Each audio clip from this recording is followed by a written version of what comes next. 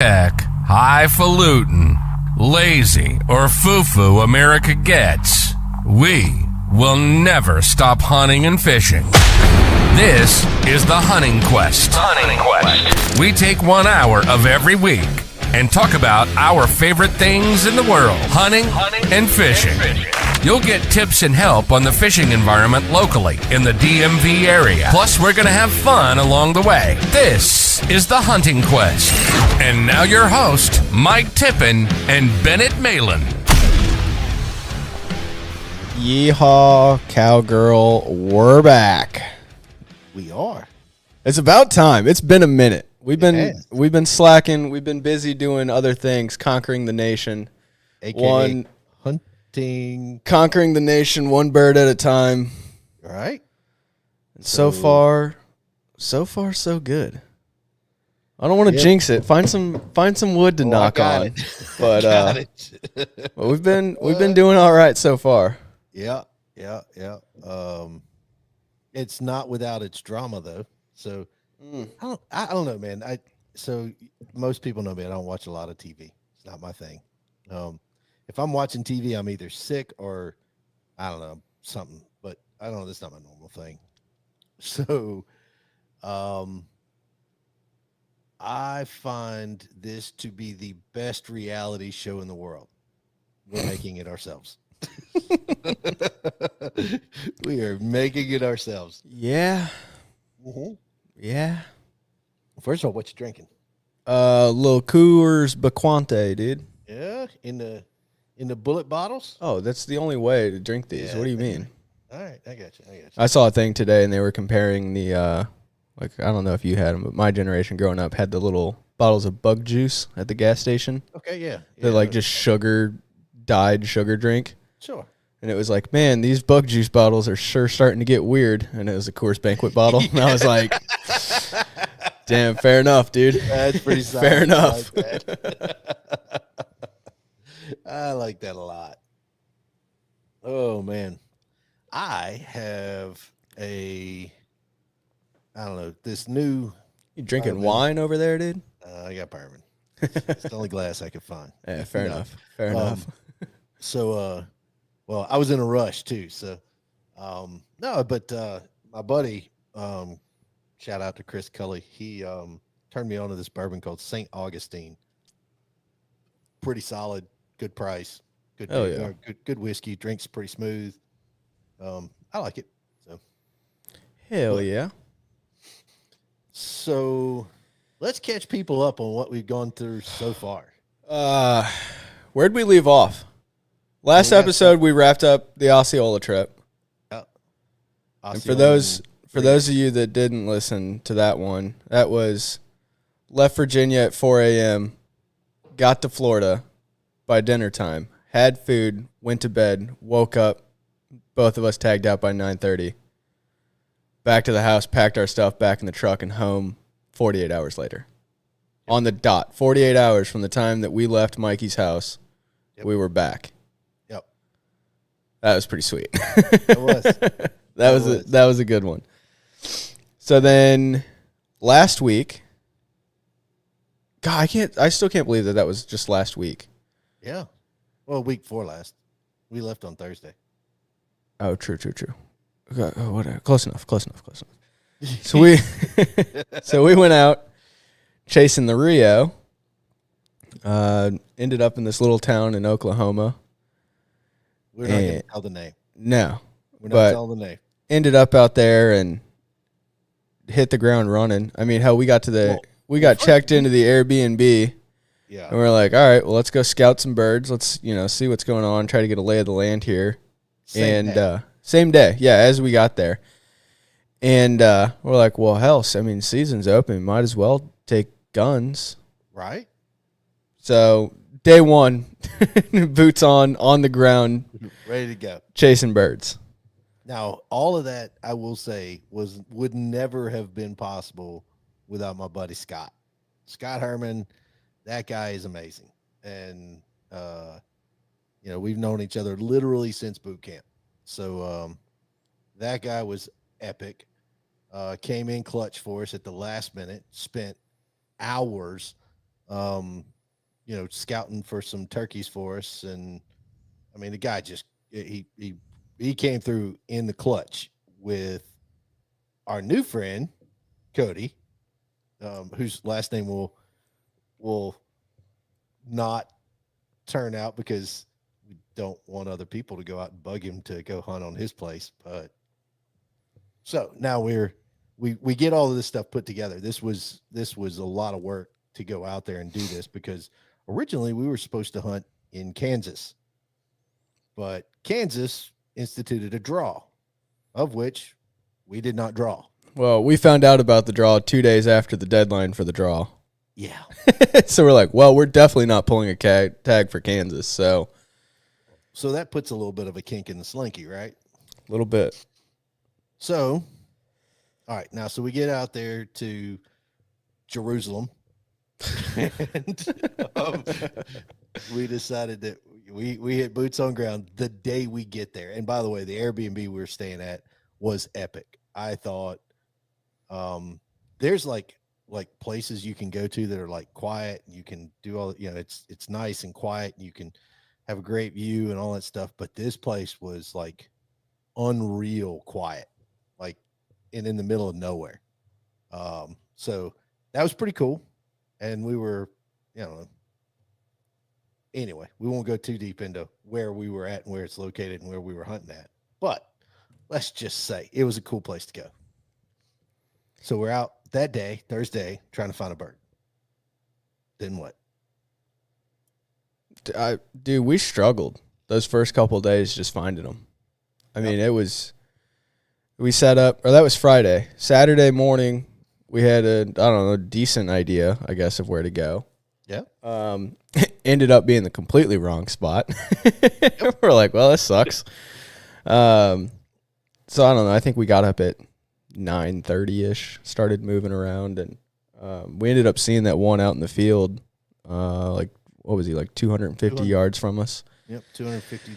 And that was a big bird. He's a monster. That was a really big bird. Yep. And of course we're up on top of the ridge line, so he saw us immediately, turned, took off. We're like, well, that was fun. Yep.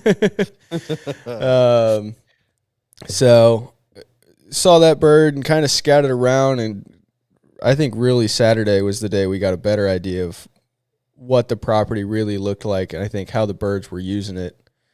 And the problem we were dealing with is we were competing with the cattle farm across the road. Yeah. Fun fact, 100-acre cattle farm. those birds really like to pitch down and go over to that big cattle trough full of grain and just eat as much as they can. So I think that'd be hard to compete with just about any time. I would agree. I don't care how good a caller you are. You ain't calling birds off of a damn cattle trough. Cattle trough. It ain't gonna happen. That's like trying to duck hunt and 200 yards down the shoreline there's a corn pile. I don't care how many mojos you got out or butt ripplers or this many pintail decoys or nothing. They're going to go to that corn pile. You're not gonna You can sit and watch them do it all day long. Yep. And that's an abundance of never-ending food source. That's right. So yeah, we hunted that morning pretty hard. Hell, I think just about every day we were there, you and I put in every day hard. 5-6 miles just about every day. Yep. So, and I think was it Saturday that we fished? Yep. We fished Saturday. So Saturday we fished the two smaller lakes, or the two little ponds. And that was I think the best part, that the landowner we were out there with, he was like, man, if you guys want to kill some time during the day, grab a fishing pole and go fish those ponds. I'm like, all right, hell yeah. Oh no, I got to waste time fishing? Perfect. So we fished those ponds and caught a couple nice fish. And then Sunday, same thing. We set up in different spots and really just trying to locate and listen to the birds and figure out where they're at. And Sunday was rough. Sunday was really rough. I mean, Saturday morning, we probably heard 20 different birds on the property. And Saturday, it was maybe 4. I mean, they were quiet. But we ended up fishing Sunday midday. Yep. And the landowner was like, man, you guys go back and fish that pond back there. You know, there's some nice 3-4 pounders in it. Well, hell yeah, okay. So we walked down there and, you know, we got all our turkey vests on and shotguns and all this stuff. We're going to mess around and fish for about an hour and go pick a spot to sit down for the afternoon. And, man, we walked down to this half dried up cattle pond, and I'm like, might be a foot deep. Yeah, it wasn't even sure there was a bunch of water in it. And I'm thinking, man, I don't know, we might catch a fish out of here. I don't know. I think it was my fourth cast. Something came up and blew up my lure. Meanwhile, I'm still tying on. Yeah, Mikey's still tying on his lure. And something blows me up. And I was like, huh, that was interesting. And set the hook, and and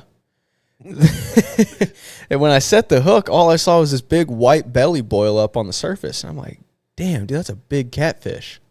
I thought for sure that was a catfish.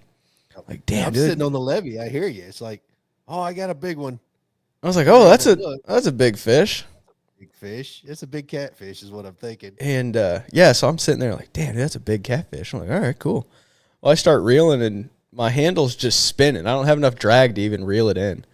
And so I remember going, oh, crap, dude, I need some more drag. Like, that was the point where I was like, okay, this is actually a pretty big fish. 'Cause I haven't had a fish do that to me before, because that rod has braid on it, and it drags pretty tight. I don't care. That braid is going to go through whatever I put it through. Right.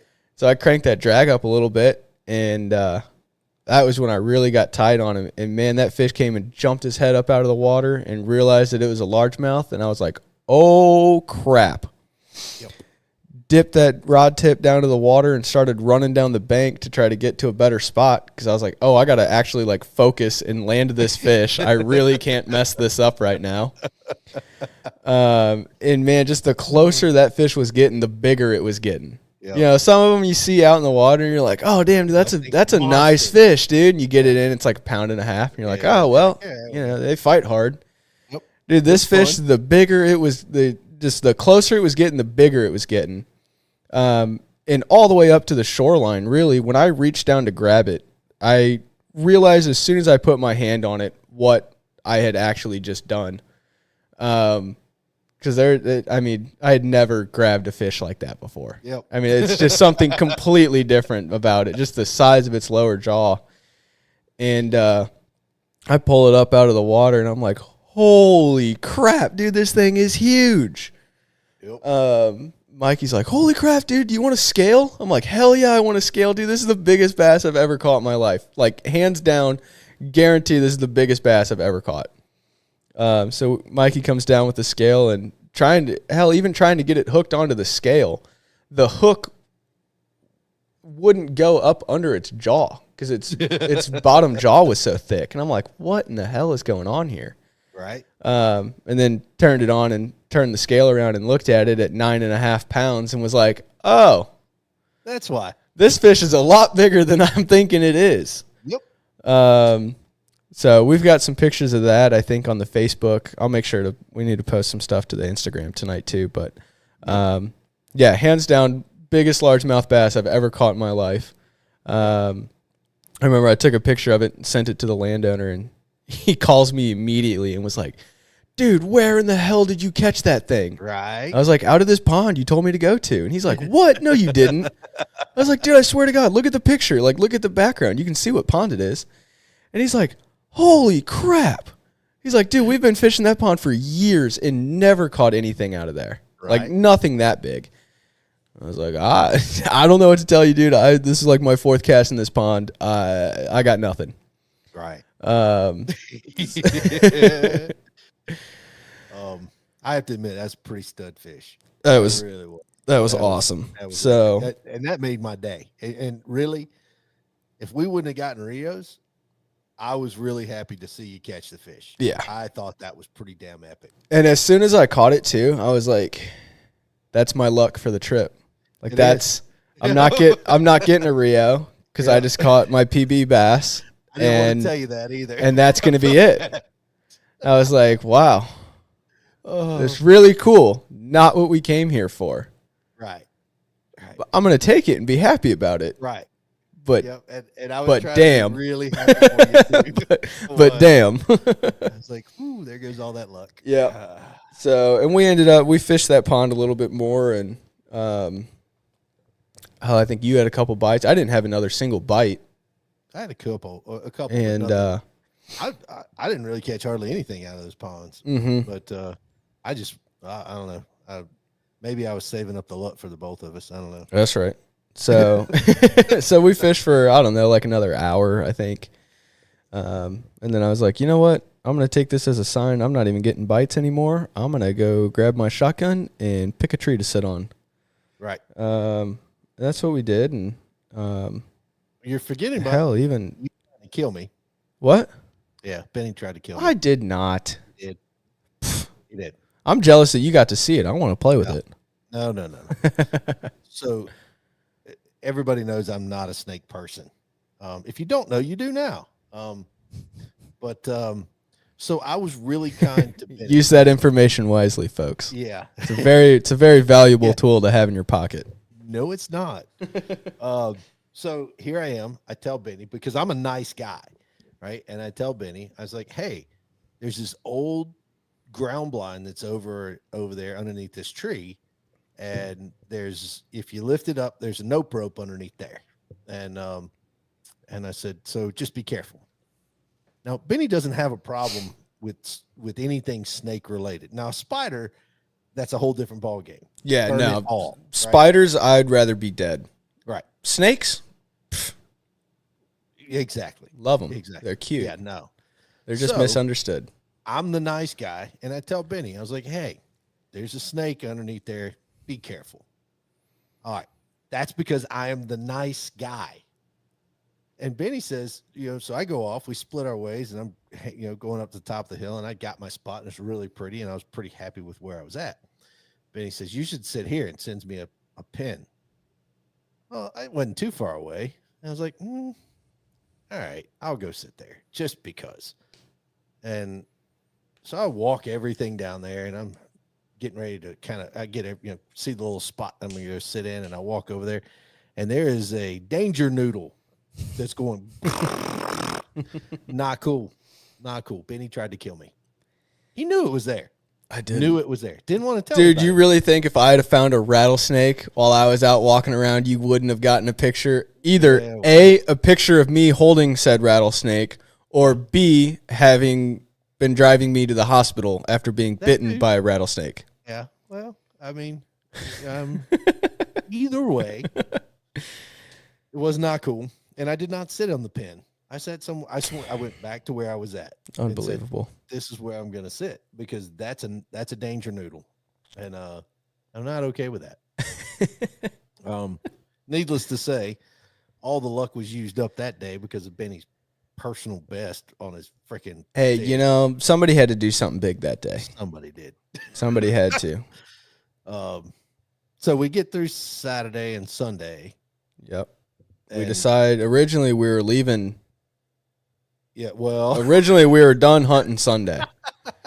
Yeah, our Airbnb host was epic. Yeah. She was amazing, because apparently I had only booked through Sunday. We were supposed to check out Sunday. Yeah. and I sent her, she sends me a text, and she says, hey, how was your checkout? This is like 11. I'm like, what are you talking about? And she goes, yeah, how was your checkout? I said, I thought we were supposed to be there through tomorrow. And she goes, no. And I was like, oh crap. And fortunately for us, she didn't have the place booked, and she let us stay another day, and we got, everything got right with the world that way. So we got to stay Sunday night, packed everything up Sunday night in the truck, ready to go Monday morning. Yep. And we're going to do our last hunt Monday morning, right? Yeah. So we were going to, yeah. Sounds about right? Yeah. That's right. So yeah, we're going to hunt Monday morning and just see what happens. We're like, we came all the way here. We're already here. Stay another day and see what happens. And, we got in and sat down, and got the decoys and everything set up, and we're sitting down, and birds kind of start gobbling, stuff starts coming alive, and these birds pitch down in the field. And I mean, they're far, far away from us. They were probably the closest ones we heard, though. And I mean, still, they were every bit of 300 yards. I mean, they were far. Sure. And I have one of the little copper top pot calls. So, like your slate call, but it's got a copper top on it. And, man, there's just something about the way that thing pierces through the woods. I don't know. Yeah. I mean, obviously, it's the copper. It's the metal. But the way it has this weird, like, shriek note in the backside of it. Well, you feel it. Yeah. I mean, weird. To me, if I really get on that call, it hurts my ears. Like, I can almost feel the pressure in my ears changing. Which, when the birds are not wanting to play ball, I like using that call. It sometimes gets things fired up. I don't know. Sure. So I grabbed it out, and hell, I really wasn't even calling at those birds. I was just kind of messing with the call and kind of yelping on it, just, real quiet to see if there's anything close to us and, see if I could get something to fire up in the woods behind us. And the one time it sounded like those birds cut me off. Right. And I was like, there ain't no way in hell those birds can even hear me. Right. That just had to be a weird coincidence. And I start yelping again, and they fire off again. And I'm like, all right, that's weird. That's 2 in a row now. So, I mean, still could be a weird coincidence, but whatever. It's kind of cool. And it's quiet for a second. All of a sudden, they fired off again, and then they were closer. Like, you could tell they were moving our way. Yep. And, I mean, they were moving. They were moving. They were a good 50 yards closer to us. Yep. I was like, man, there's no way those birds are even responding to me. There's no way they can even hear me. And I call again and start, cutting and doing all this stuff, and they're cutting me off and cutting me off and cutting me off. And I'm like, oh, these birds are definitely coming. Yep. And they're, gobbling at 250, gobbling at 200, gobbling at 150, gobbling at 100. I'm like, oh, shit, it's getting real. Like, they're fucking, here they come, dude. Yep.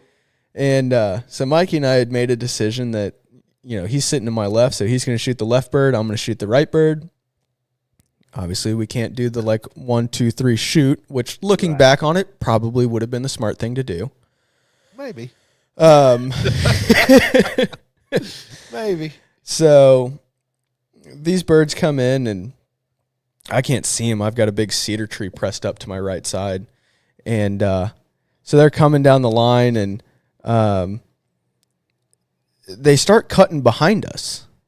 They're gobbling and gobbling and gobbling, and all of a sudden I can tell they're gobbling back in the woods behind us. Yeah, they're going away from us. Yeah, they're starting to circle, like they're going to circle and cut behind us. And I was like, nope, that's not cool. So I'm sitting there, and I don't know. I just don't like calling when birds are close like that. And I mean, these birds are close. They're 60 yards probably. Right. 80 yards maybe. And I'm like, man, I don't want to call. Like at that close, you make one wrong note on your call and it's over. I just always found it better to just shut up and just let them do. Especially when you've had them run 300 yards already, just shut up and let it happen. Sure. And I was like, these birds aren't going to do it. They're going to circle us and they're going to leave. And so I got back on the call and got them to respond, and I was like, okay. And then they gobbled again, and they're circling us even more. And I'm like, shit, like what am I going to do here? Like, I've got to get these birds really pissed off right now. And actually, just before they did that was when I heard that hen. Yep. I could just barely hear this hen just kind of clucking. I never heard the hen. I could just hear her over there just and walking through the woods, and they went after her. And I'm like, damn. What? So get to calling, got them to fire off the one time. They're still moving back behind us, and jumped back on the call and just started cutting and cutting and cutting and cutting and cutting and cutting and cutting. And I mean, I just called and called and called and called and called and called and called and called and called. And I think I let those birds cut me off 4 or 5 times. Yeah. And just kept on them. I'm like, I don't know what to do. Yeah. But being quiet was not the right option. Yeah. I mean, at that point, I was like, screw it. They're going to hear me. Might as well try to get them really pissed off. Right. And just stayed on them and stayed on them and stayed on them and stayed on them. And they're gobbling and gobbling and gobbling and gobbling and gobbling and gobbling. I'm like, okay. I remember I set my calls down and went, well, that got their attention, and grabbed my gun. Like, that's either going to do it or they're gone and there's nothing else I can do about this. Meanwhile, I can't see anything. Yeah. Meanwhile, Mikey can't see a thing. And Granted, I can't see him. I can't see him yet either. But so I'm sitting there after all this happens, and Benny all of a sudden, picks up his gun. All of a sudden, I heard the. I was like, "Oh, Jesus Christ! They're really close." I don't know where. I know they're off my right shoulder somewhere in this field, but again, I've got this cedar tree that's sticking out, I don't know, probably 4 feet in front of me. Right. Well, I can't see anything to my right. I'm like, well, they're close. I don't know how close or where. I know they're right on the other side of this cedar tree, though. And, man, I could see them sitting there, and they're all strutting. Finally, I looked through the tree after I heard them and looked through the tree, and they're all 3 of them standing there full strut, spitting and drumming and making all kinds of racket over there. And I was like, oh, it's on. I knew from there they could see the decoys. I was like, oh, it's on. And about that time, the first one broke strut, and the second one broke strut, and they come running in. The third one finally broke and came walking in. And we're kind of sizing them up, and I'm looking at them. I'm like, damn, that one in the middle is really nice. No, Benny's sizing them up. I'm sitting over there with a Beretta A400 12 gauge, struggling to keep this thing up. Yeah, I got my super lightweight little 20 gauge Super Black Eagle, so I'm holding a Daisy Red Rider. Yeah, I'm like, man, Grandpa's double barrel. And I'm like, man, that one in the middle is really nice. That's the one I should shoot. And then I was like, well, I don't know which one Mikey's shooting, because he said left bird, I said right bird. There's 3 birds, so who shoots the middle bird? I'm like, yeah, this may not go well. I'm gonna do what we said and pick the far right bird, and he can have his choice of the 2. Hopefully, he shoots that one in the middle. Well, knowing that we couldn't. All right, ready, 1, 2, 3, shoot. I was like, I'm just gonna wait. I'm gonna hold on my bird, and we're just gonna have to wait until 2 of them line up, and then just shoot when I shoot. Like, right. Basically let my gunshot scare you into pulling the trigger. Just have your bead on its head. Right. And easier said than done. And mine, dude, that one on the far right stood, just full strut, looking straight at me the entire time. Those other 2 are beating the crap out of the decoys. They're jumping and spurring each other, kicking the decoys, and mine's just sitting there just staring at me.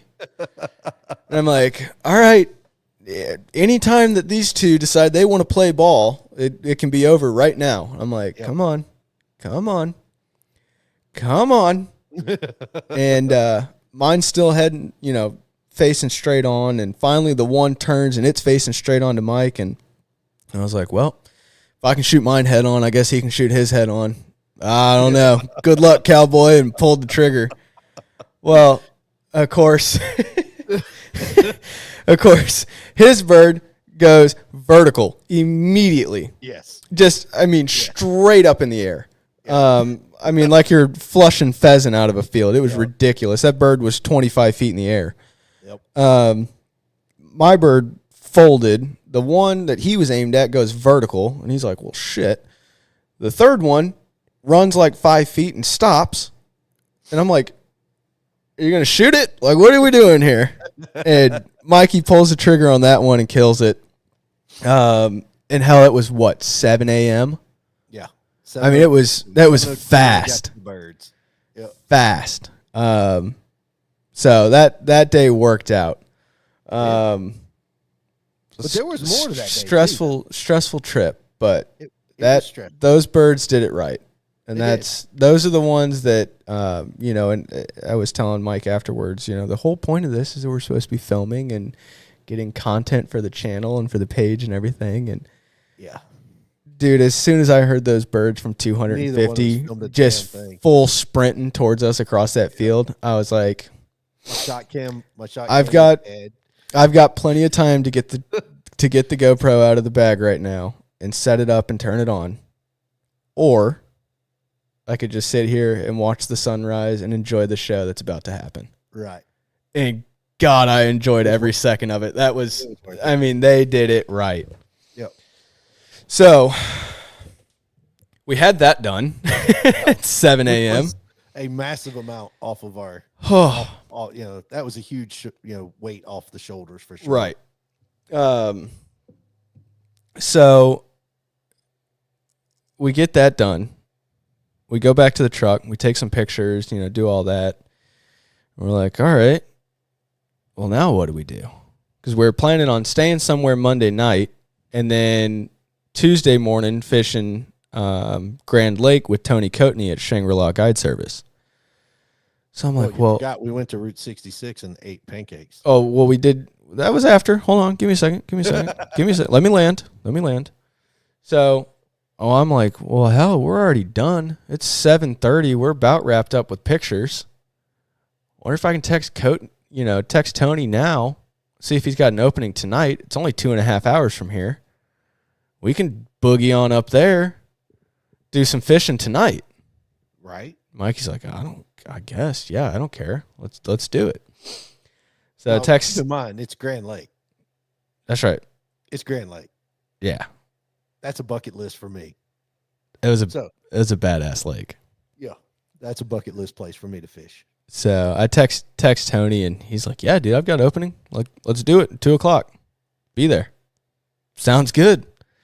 So we get everything loaded back in the truck and head up this little diner on Route 66 and grab some breakfast. Mikey had him some pancakes. I don't even remember what I had.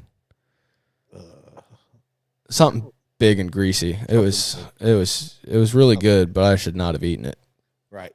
But so we eat that, jump in the truck, run up there to Grand Lake and meet Tony Kody at the boat ramp. And if you don't know, Tony Kody is an epic fisherman.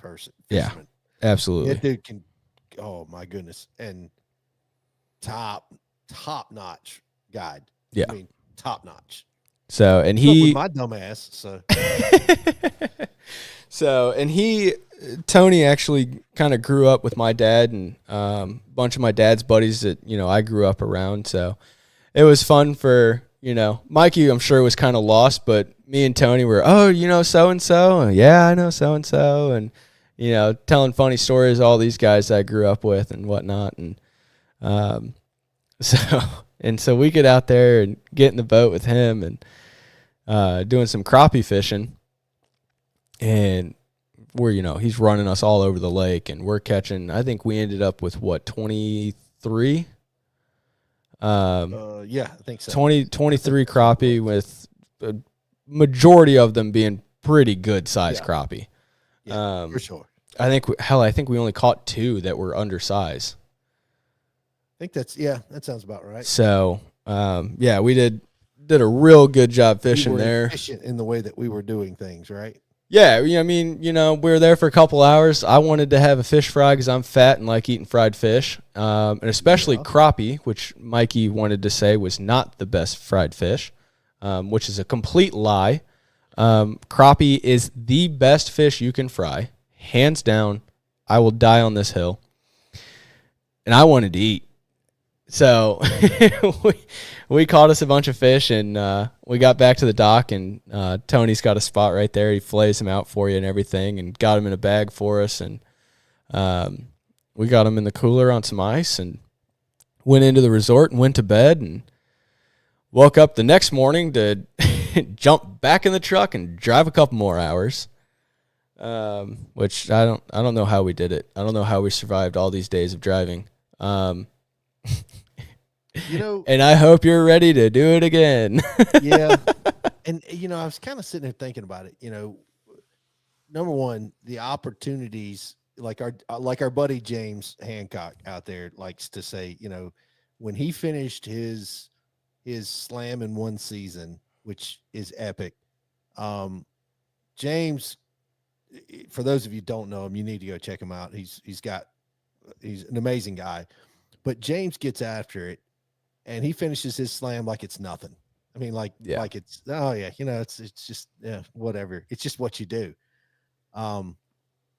But I had a lot of, I was thinking about him when he completed his slam last year. I was super excited for him, and obviously with Scott, putting all of this together, Scott helped us out tremendously. Without him, we wouldn't have gotten our Rios. There's no question. 100%. Yeah. 100%.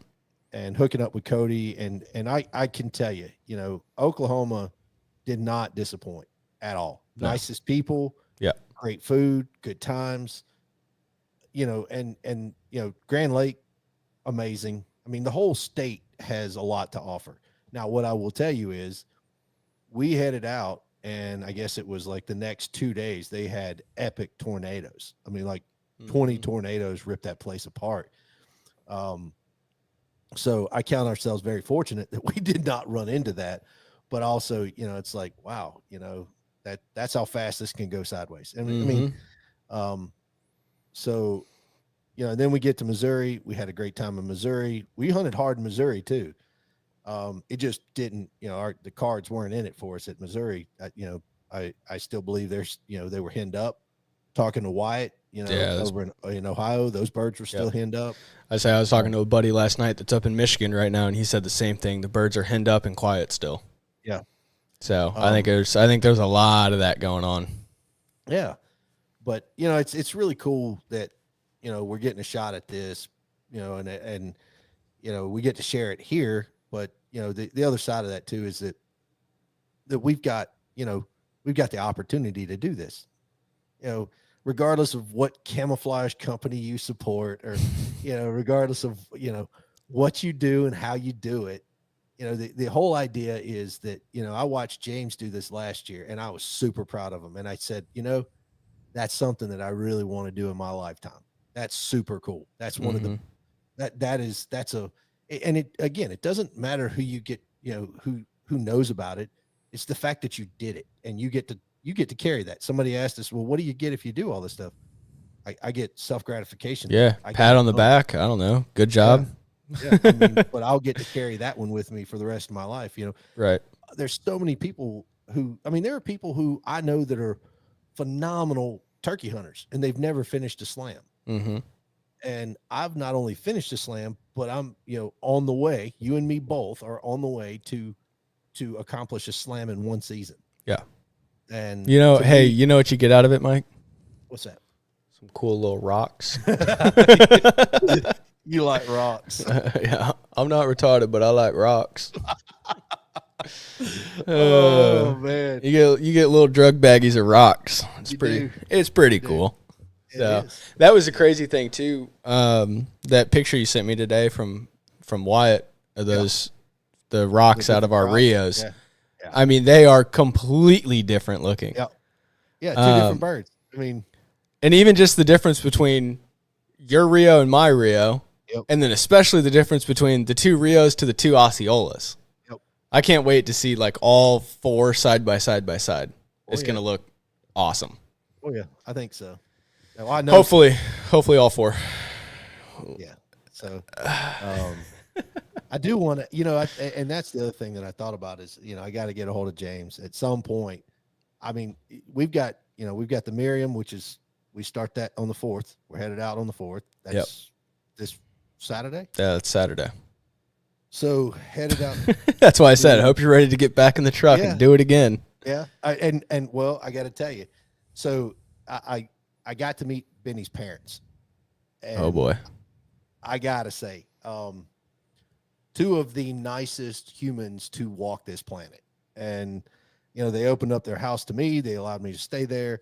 Not only that, but it was when we were headed out, we hit some pretty wicked weather and the roads weren't the greatest. And my poor truck was needing some new shoes on it. So, I mean, it was yeah, it was a little sketch. I was getting worried. I mean, it was really bad. But your dad took care of us. Your mom opened up her house. They both fed me. They fed you. They gave us opportunity to get some good sleep and some amazingly good food. You know, your dad took care of my truck, got me some new tires on there. And I got to meet some of the people that you kind of grew up around, which was really cool. Now some of those influence, yeah, you see where it comes from now, don't you? Yeah, that's right. But you know, shout out to Six. You know, they were really cool. That's a really cool shop, and your dad made everything really. I mean, I never had a pork steak before in my life. That was amazingly delicious, and I don't know how I missed that. That's pretty damn good.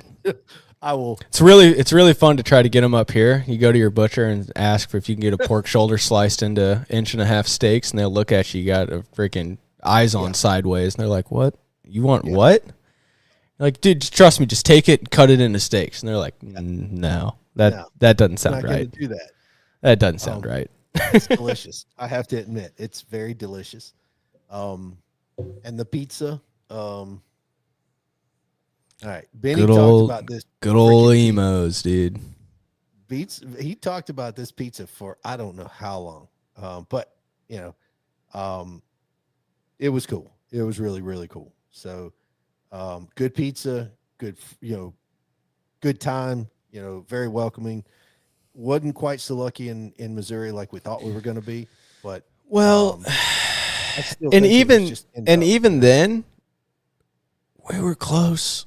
Yeah. Oh yeah. You know, like I was thinking about that. I was thinking about that today. I was, kind of in my head of like, damn, I went home and hunted like the home farm. Yeah. And didn't get it done. Right. Like what the hell? Like what the hell, dude? Like we just got it done in Oklahoma on a property I'd never hunted before. Yep. In 3 days, we got 2 birds dead. Yep. And now I go back to this farm that I've been hunting for 14 years, and I'm like, damn, what the hell? People don't. What's going on? I mean, that's just it. It's hunting. But then, and then thinking back on it, it's like, okay, well, you saw birds. You know, the one morning you had Jake's walk right past you. You could have shot them. Could have. I'm not going to do that. Easy. Don't shoot you know, like those were dead birds. Yep. Where I was set up, I got impatient and jumped down and ran down the valley, going through the bottoms for birds, trying to strike one up. We come back an hour and a half later to pick up my decoys, and they've been spurred and kicked around and busted off and covered in dirt. It's like, yep, something was here. Yep. I wasn't, because I was down lollygagging through the creek. That's awesome. And then hell, even we stopped at one of my dad's buddies' farms. It's my dad's best friend, and grew up with him too. He's like a second dad to me, and we stopped in at his farm on the way back to my parents' place, and hell, in 20 minutes, we were within 60 yards of a bird. Yep. You know, it was just like the worst possible spot we could have run into that bird. We ran into it. Absolutely. And, tried to get a little swifty on him and belly crawl to him, and he just wasn't having it. Well, I think he would have. It's that hen that he was with that busted you, though. Yeah, that hen got a little, and even that was the weird thing too. They really didn't even bust me. They were just kind of like, that hen knew there was something there. She didn't know what it was. Like, she didn't really see me, but she knew I was there, if that makes any sense at all. And if you hunt, that'll make perfect sense. Yeah. And she just knew, she knew something wasn't right and was like, all right, it's time for us to get out of here. Yeah. And it's one of those things too. Like, at 60 yards, I probably could have shot and killed that bird. Am I going to take a 60-yard shot while I'm belly crawling down a dirt path through grass? No. Yep. Terrible idea. Looking back on it, should I have? Probably. Yep. If I was back, would I do it? Probably not. Probably not. I still probably wouldn't shoot. There's no need. It's kind of the same drive as, deer hunting with a rifle versus deer hunting with a bow. Yeah. It's like, oh, okay, cool. You can go out and shoot a deer at 150 yards with a 30-06 and kill it. It's cool. Okay. Cool. You can go climb a tree in a climbing stand with a bow and have a deer walk 10 yards from you and you stick it. Way cooler. Way more impressive. Yeah. You know, to me, it's kind of, don't get me wrong. I still love shooting deer at 150 yards with a 308. Yeah. Still a great time. Sure. Is it as rewarding as sticking one with a bow? No. I would agree. So, you know, could I have done it? Yeah, probably. Yeah. Pass. Man, look at here. He's learning some patience. But, you know, so all in all, our bad, you know, unsuccessful trip in Missouri, turkey hunting, but we still saw birds. We were still really close. Same thing. We hunted there, 2 days? Yep. That was some hard hunting too, though. Yeah, the weather was brutal. Yep. Buying a sausage too. Oh, God. Yummy. Gross. Yummy. Had the barbecue flavor this time. Bourbon barbecue. I'm glad I had them. They're really good. Glad I was in my own blind. Yeah. Might have thrown up. But we did run into a lot more ticks in Missouri, though. Good. Yes, we did. God. Yes, we did. You know, and that's I'm really glad for permethrin that technology today has gotten us, you know, in whether it's your camouflage or whatever, but the technology that was used, you know, to integrate the webbing and the permethrin and all that stuff, dude, I cannot tell you how many ticks that were like on me, but not like stuck on me. They were like on my pants and then fall off, or on my shoes and fall off. So yeah. I say, and the only one that I had inside was my own fault because I hadn't run into a tick yet. For the year, we didn't run into any in Florida or Oklahoma, wherever. And by that point, I'd been taking my boots on, and I'd been living in those boots for a week and a half. And I was like, I'm not tucking these gaiters inside the socks and then I just had them on. And yeah, I had one in my sock. That was the first tick I had on me in 4.5 years. Yeah, that ain't bad. And that's my own fault because I didn't have it. I wasn't wearing it the way that Sitka tells you to wear it. Right. There's nothing against them. That's all on me, dude. Nope. Absolutely. You know? So, but it is what it is. So next week we will be traveling to Russia. That's right. And we'll hopefully be after the Merriams. And, I think it's really funny, some of the people that are like, you know, especially like the Rios. Yeah. And it's like, oh, where'd you go to shoot your Rio? And they're like, oh, I'm not telling you that. I'm going to tell you that. It's like, dude, they're only one of 3 states, dude. I say let me guess. Kansas, Oklahoma, or Texas. Whoa, dude, I figured it out. It's the same with the Osceolas. And it's like, oh, dude, where'd you go to shoot your Osceola? And they're like, oh, I don't, England. Now, some of that is, I mean, it's ingrained. Like, I get and it's it. like, dude, ain't telling you. They're only in Florida, dude. I guarantee I know where they're at. They're in southern Florida. But I could see the other side of that. I'm not telling you where I sat. I'm not even. Well, yeah. I'm not saying tell me where you were set up. That let us borrow, that right. Let us use his right. land. That ain't happening. But to say they're in the state of Florida, yeah, no kidding. It's the only place in the country they are, dude. Like what? But so we are going to South Dakota.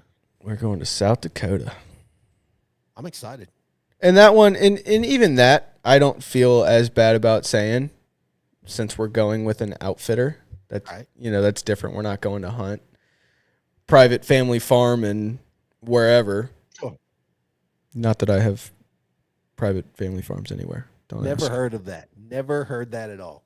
All right, now I'm starting to see where this is backfiring on me. Yep. Should have stopped where you were at. No, so we're going out to South Dakota to chase the Merriams. Yep. Which honestly I thought was going to be my favorite one of the 4. Yeah.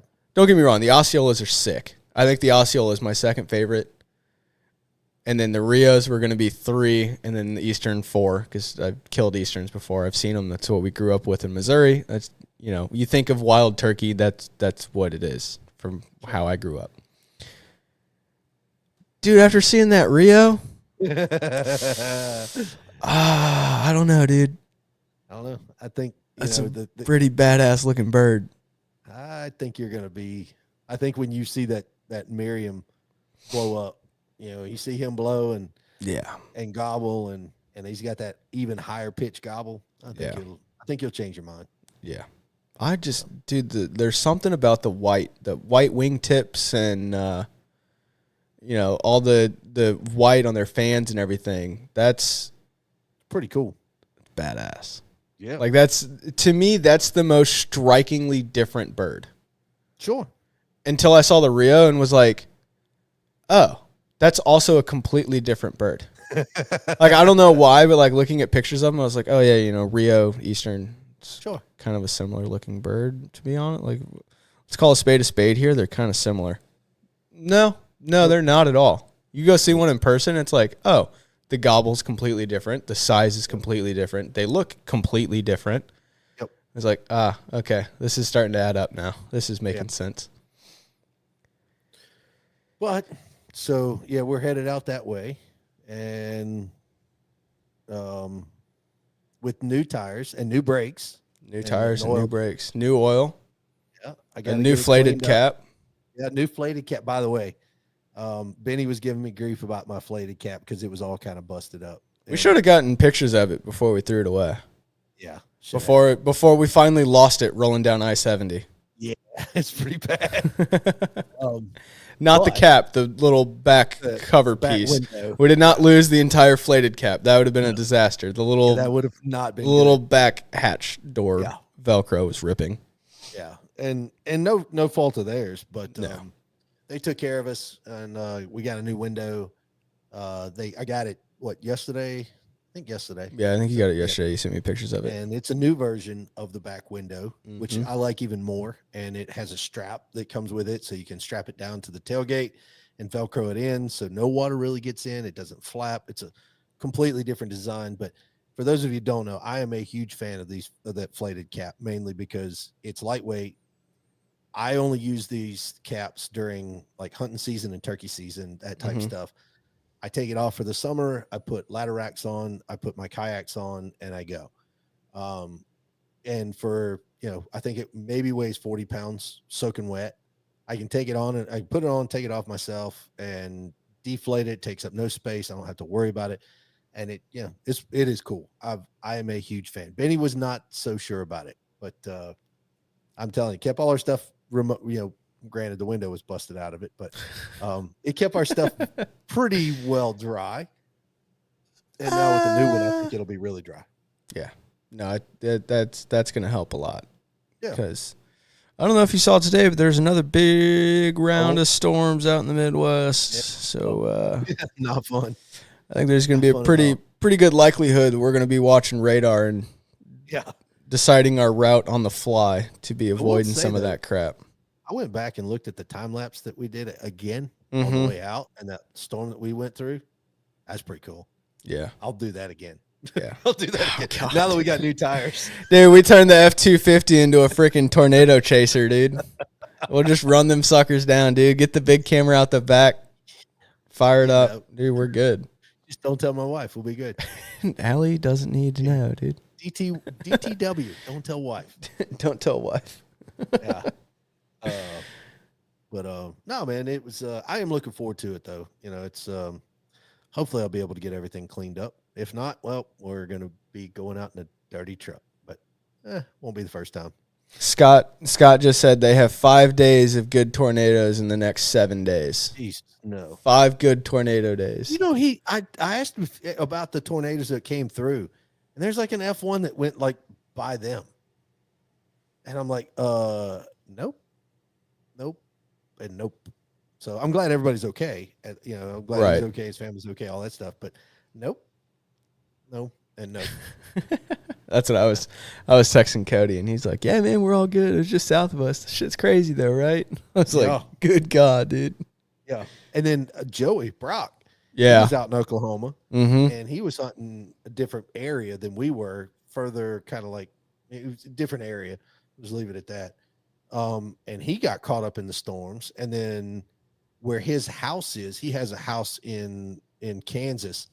Dude, he sent me pictures of the street out in front of his house with like a foot of water. Holy crap. And I'm like, holy Jesus, no. Dude, I saw a video of, it was somebody's like farmhouse, right? Yeah. And they're taking a video of the foundation of this house. You know, it just looks like normal grass, and there's a foundation that goes down to the basement and everything. And then as they're panning the camera, there's like skid marks through the yard. And then the house is just sitting like 30 feet that way. Still like completely intact, nothing wrong with it. It just picked it up off the foundation and moved it like 30 feet and set it back down. Nope. I was like, oh, hell no. Nope. That is not okay.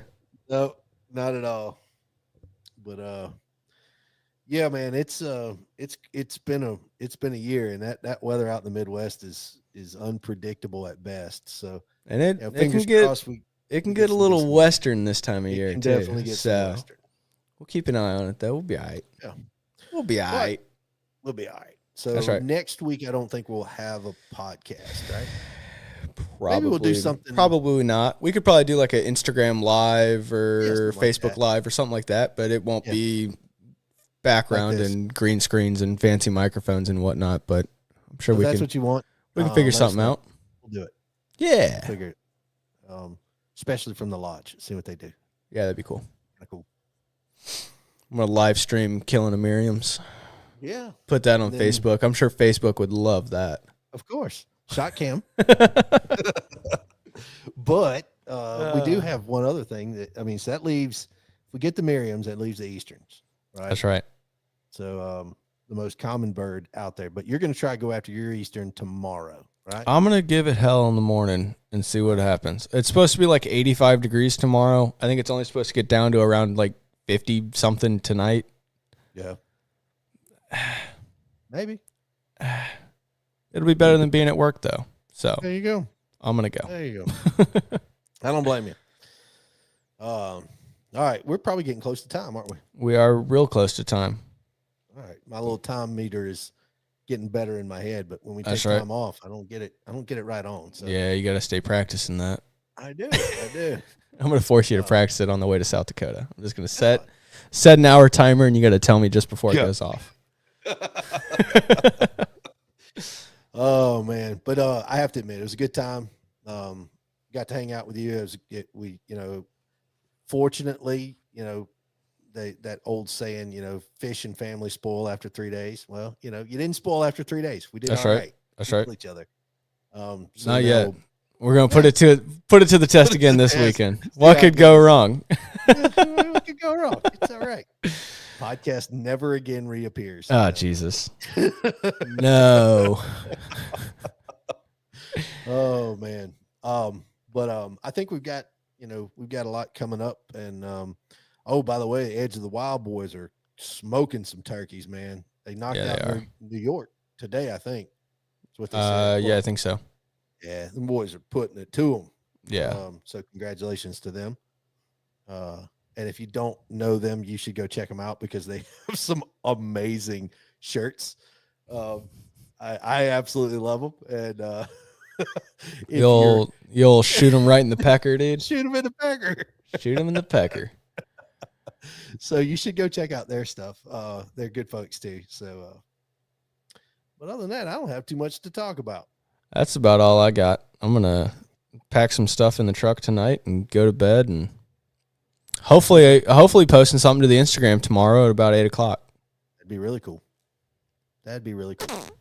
Probably won't be, but you gotta have that. I'll let you know. You'll let me know. We'll see. To be continued. Hopefully it's not like last time where I sent you a picture of an empty shotgun shell. Because I had my 410 instead of 12 gauge. That was not good. That pissed me off. I would be pissed too. So what are we gonna do? We're gonna step it up to a 20. What? Yeah, there you go. What could go wrong? The Fox show. What could go wrong? Yeah, exactly. All right, man. Well, I'm gonna let you get out of here, and I am gonna go eat some dinner because I haven't eaten anything today, and I'm not hunting tomorrow, so I'm gonna watch some TV, maybe read a book. I don't know what I'm gonna do, but I'm gonna go do something. Damn, dude, you know how to read? No, but I pretend like I do. No, but I like looking at the pictures. I like looking at the pictures. Kind of like rock. I like rocks. Jesus. Well, right on, brother. Scott said he'll talk to us soon. So, Scott, we'll holler at you later. Yeah, we got yeah, absolutely. So, we won't be back next week, but the week after. So, stay tuned. See ya. See you, everybody. You've been listening to The Hunting Quest. No matter how crazy, high-tech, or lazy the rest of the country gets, we will always be hunting and fishing. If that's you, you've found your new family. Thanks for listening to the show. Make sure to like, rate, and review. And we'll be back soon. Reach out to us by email at info@thehuntingquest.com.